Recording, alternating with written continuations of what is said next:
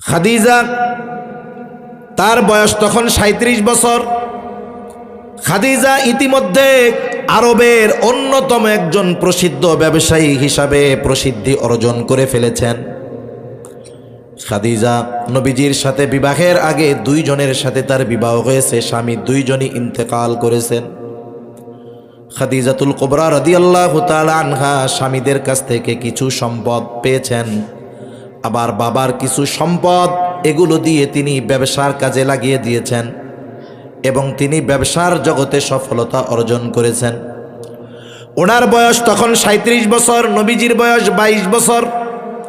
খাদিজা তার ব্যবসা ছিল এক্সপোর্ট ইম্পোর্টের ব্যবসা, তার মানে মক্কা থেকে তিনি পণ্য পাঠাতেন সিরিয়ায়, সিরিয়া থেকে আবার পণ্য কিনে আনতেন, বিক্রয় করতেন মক্কায়। উনি ওনার ব্যবসার ইতিহাসে সবচাইতে বড় কাফেলা পাঠাবেন সিরিয়ায়। এই কাফেলা পরিচালনার জন্য একজন দক্ষ আমানতদার মানুষের দরকার। কোথায় পাওয়া যায় খুঁজতেছেন তিনি। আবু তালেবের কাছে খবর এসেছে।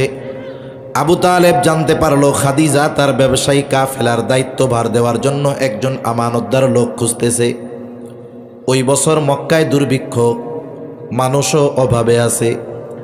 আবু তালেব আপনার নবী মুহাম্মদুর রাসূলুল্লাহ সাল্লাল্লাহু আলাইহি ওয়াসাল্লামকে এসে বলতেছে, ভাতিজা তুমি খাদিজার কাছে যাও। খাদিজা তার ব্যবসায়ী কাফেলার দায়িত্ব দেওয়ার জন্য একজন বিশ্বস্ত মানুষ খুঁজতেছে। তুমি গিয়ে বলো এই দায়িত্ব তুমি নিতে চাও। আমি নিশ্চিত তুমি যদি এই দায়িত্ব নাও তাহলে খাদিজা নিঃসন্দেহে তোমাকে এই দায়িত্ব দিয়ে দিবে।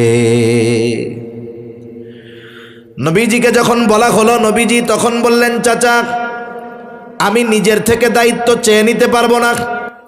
যদি খাদিজা আমাকে দায়িত্ব নেওয়ার জন্য অফার দেয়, প্রস্তাব দেয়, তাহলে ভিন্ন কথা ভেবে দেখব। কারণ দায়িত্ব নিজে চেয়ে নেওয়া এক ব্যাপার, আর দায়িত্ব চাপিয়ে দেওয়া আর এক ব্যাপার। কেউ যদি দায়িত্ব চেয়ে নেয়, ওই দায়িত্ব পালনে সে যদি ব্যর্থ হয় মানুষ, তাহলে তাকে তিরস্কার করে বলে, ধর্মিয়া তুমি যা পারো না সেই দায়িত্ব তোমাকে নিতে কে বলছে।